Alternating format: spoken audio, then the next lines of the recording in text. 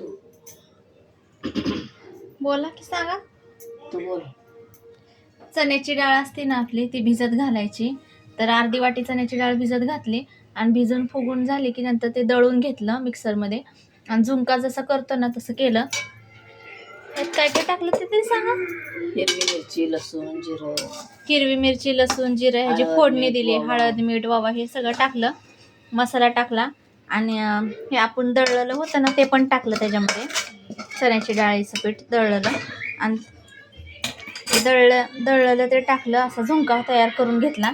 तर असं एका कपड्यावर काढला. ताटात कपडा हातून एका कपड्यावर काढला आणि पाणी गरम करायला ठेवलंय. आणि तो मसाला बनवले. तर मसाला सांगा. तीळ, लसूण, खोबरं, जिरं, कोथिंबीर, शेंगदाण्याचा कूट. हां, तर एवढं सगळं टाकलंय आणि काळे तीळ टाकल्यात सफेद तीळ नसल्यामुळं. तर अशा प्रकारे हा मसाला तयार करून ठेवलाय. लसूण, सफेद खोबरं, तीळ वापरायचं होतं पण आता लसूण, नव्हतं. खोबरं, तीळ, जिरं, ओवा हे ते सगळं दळून घेतलंय. इकडे सगळं ठेवलंय. इथं पाणी गरम करायला ठेवलंय. तर आपण आता मासवडी बनवतोय है ना. तर असं ते आपण बनवलेलं आहे ना, डाळ भिजत घालून झुणका बनवलेला होता ना, तो एका कपड्यावर काढला. ताटामध्ये कपडा भिजवून घ्यायचा, ते ताटामध्ये काढायचं आणि असं पाणी लावून लावून असं थापून घ्यायचं भाकरी थापल्यावर. आणि त्यात तो मसाला भरायचा बनवलेला तयार केलेला शेंगदाण्याचं कूटबीट घालून. मसाला भरायचा, गुंडळायचा असं आणि माशाच्या आकाराचं काप करायचं. अशा प्रकारे माशाची वडी बनवणार आहे. तर तुम्हाला दाखवतो.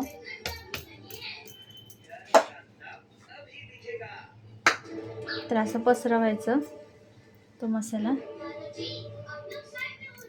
अशा प्रकारे पसरवून घ्यायचं.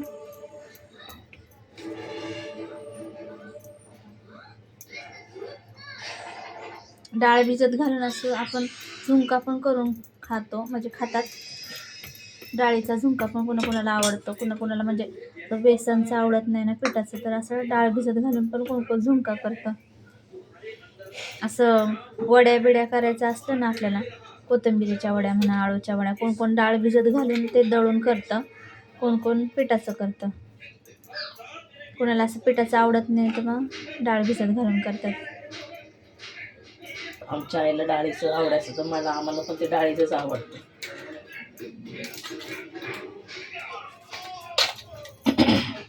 तर त्याला असं गुंडळून घ्यायचं. असं बघायचं.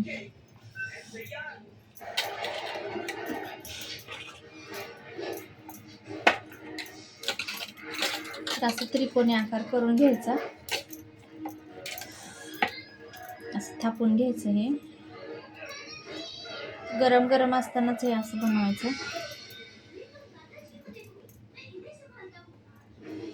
इकडं पाणी गरम करायला ठेवले. कालवण बनवणार आहे. तर आता आपण कालवण पण बनवणार आहे, रस्सा ह्याचा. तर हे चिकटलेलं होतं कढईला, तर ते पाणी टाकून असं काढून घ्यायचं गरम पाण्याने. तर ह्याचा रस्सा आणि ही वडी सोबत असं छान लागतं. थापी वडी आणि हा रस्सा आणि त्याच्यामध्ये वडी घालायची. भाकरी बरंच हे छान लागतं. चपाती बरं पण तसं छान लागतं, पण भाकरी बरं पण छान लागतं. तर आज मासवडी बनवतोय आपण.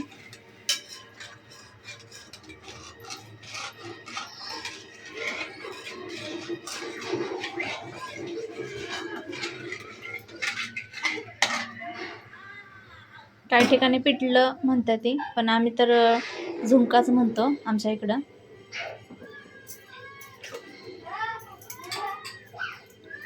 तर अशा प्रकारे कापून घ्यायची मासवडी.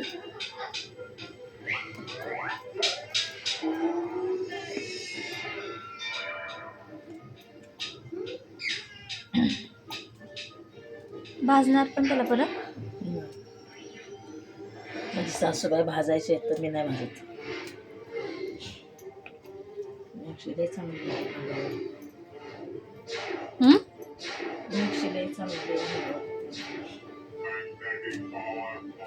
ते एका ताटात घेऊन दाखवा ना.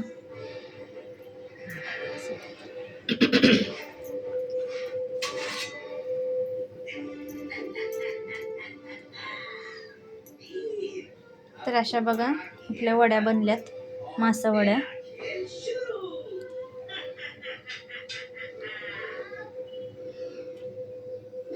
दिसतच नाही तुमच्या हाताने.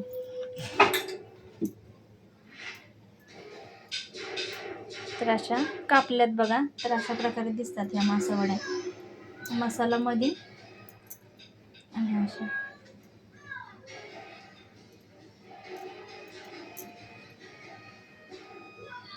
कालवण दाखवायचे.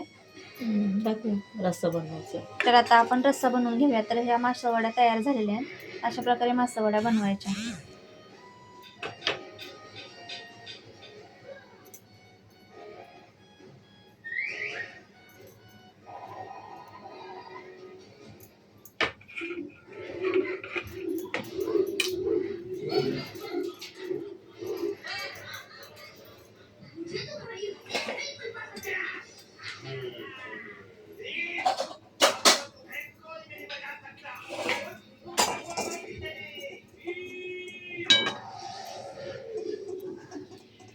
तर हे गरम केलेलं पाणी काढून घ्यायचं.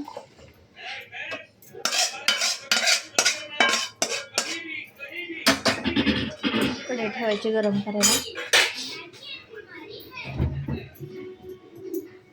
तर हे बघा अशा बनल्यात आपल्या मासा वड्या अशा प्रकारे.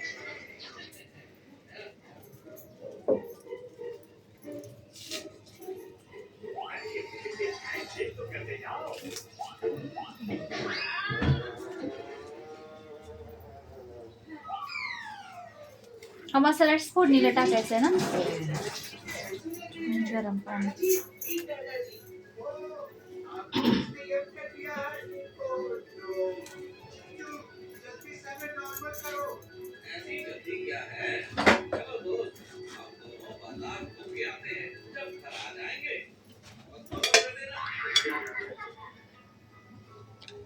तेल टाकायचं.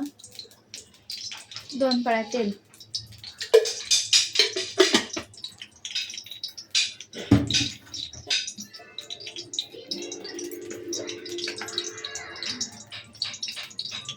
पहिल्यांदा चटणी टाकायची म्हणजे कट येतो चांगला.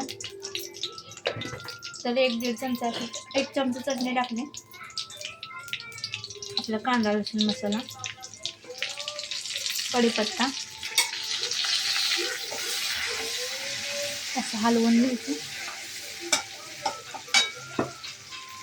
हा मसाला लसूण खोबरं हे दळलेला तिळ वगैरे टाकून शेंगाचा कूट घ्यायचा. हा पण भाजून घ्यायचं चांगलं तेलात.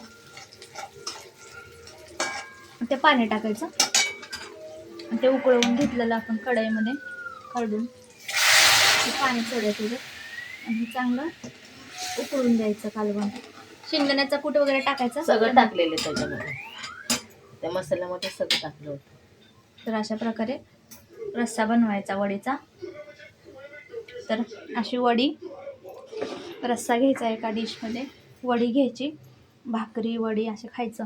रश्श्यामध्ये पण असं हे करू शकतो आपण.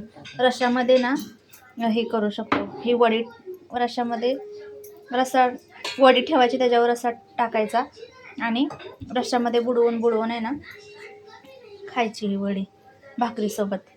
छान लागते अशी. अशा प्रकारे रस्सा बनवला आहे.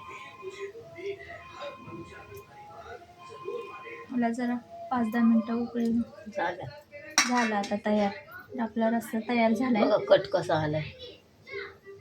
अशा प्रकारे रस्सा तयार करायचा आणि वडी रस्सा भाकरी सोबत असं खायचं.